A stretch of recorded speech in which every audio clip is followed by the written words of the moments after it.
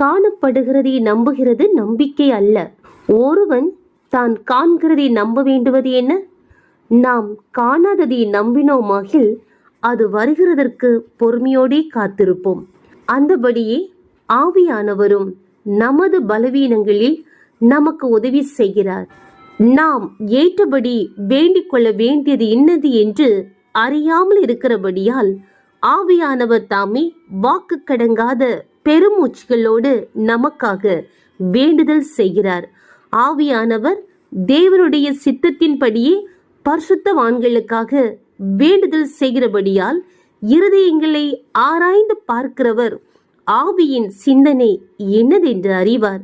அன்றியும் அவருடைய தீர்மானத்தின்படி அழைக்கப்பட்டவர்களாய் தேவனிடத்தில் அன்பு கூறுகிறவர்களுக்கு சகலமும் நன்மைக்கு ஏதுவாக நடக்கிறது என்று அறிந்திருக்கிறோம். ஆமென்.